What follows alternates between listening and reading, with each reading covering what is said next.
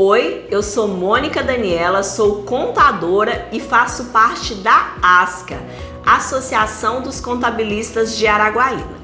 O intuito desse canal é sempre mostrar aos contadores novidades de como ele pode estar gerindo o seu negócio, de como ele pode estar melhorando e se transformando num empresário contábil ligado em todas as tendências de tecnologia e de novidades.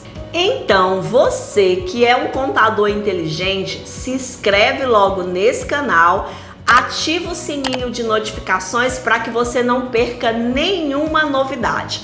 O nosso canal vai ser sempre dinâmico, sempre tendo algum profissional que possa contribuir com as novidades. Bem, o meu tema de hoje são processos. Isso mesmo. Processos. O que é um processo dentro de um escritório de contabilidade? O processo é como se fosse uma receita de bolo. Sabe aquela receita que te fala assim, que você precisa adicionar 3 ovos e você vai lá e adiciona 3 ovos e dá tudo certo? Pois é. Mas para que serve um processo dentro de um escritório de contabilidade? Nós somos empresários contábeis e como empresários a gente precisa se dedicar à gestão da nossa empresa. A gente precisa saber como vender mais, a gente precisa saber como conquistar mais clientes, a gente precisa saber como vender mais para os clientes que a gente tem e a gente precisa também criar novos serviços. Mas aí você me fala, Mônica, eu não tenho tempo para isso, pois eu fico afundada no meu operacional, nas minhas obrigações acessórias e apagando incêndio o tempo todo no meu escritório. Aí é que está o problema. Você, como empresário do setor contábil, você precisa dedicar-se à gestão do escritório. Eu sei que não é fácil, eu sei que é desafiador. E eu também vivo essa dor que você vive porque o meu escritório contábil é um escritório pequeno. Mas e agora? Como é que a gente vai resolver esse problema? Bem, nós estamos aqui para sugerir uma solução. E essa solução, ela é bem barata, você não precisa de um software específico para fazer isso. Até porque nós sabemos que os pequenos escritórios, eles não têm fluxo de caixa suficiente para que possam estar investindo em tanta tecnologia assim. Então, nesse caso, você pode estar fazendo esse mapeamento usando aquela boa e velha planilha do Excel, certo? E o que é um mapeamento? O mapeamento é um detalhamento de todas as atividades que você faz no seu escritório.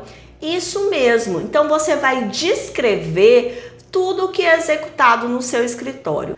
Ah, você precisa fazer o registro de um empregado? Descreva quais são as etapas para esse processo. Ah, você precisa imprimir um livro contábil e fazer o registro na junta comercial ou no cartório de registro? Descreva passo a passo todas essas etapas. Aí você vai falar isso, ah, Mônica, mas isso dá muito trabalho. Realmente, no primeiro momento, vai dar um pouco de trabalho, porque você vai ter que mapear todas essas atividades, todas essas rotinas. Mas pensa, uma vez que isso esteja mapeado, os seus funcionários, os seus colaboradores, eles terão uma fonte de pesquisa. Eles poderão olhar quando você não estiver disponível e seguir aquele passo a passo e não ter problema. Isso vai fazer com que você, no decorrer do tempo, tenha mais tempo para gerir a sua empresa e focar no que realmente importa, que é aumentar o faturamento e maximizar os lucros da sua empresa. Então, não se esqueça, é muito importante que você detalhe todas essas atividades. Eu vou compartilhar com vocês aqui um fluxograma de um processo que eu tenho no meu escritório. Esse processo retrata a forma de impressão e registro de um livro diário no cartório aqui da minha cidade, tá? Então eu não tenho a intenção de fazer com que você use esse fluxograma, é apenas para ilustrar a forma como você vai fazer aí no seu escritório. Então eu vou compartilhar a tela para que você possa estar observando. Tá certo?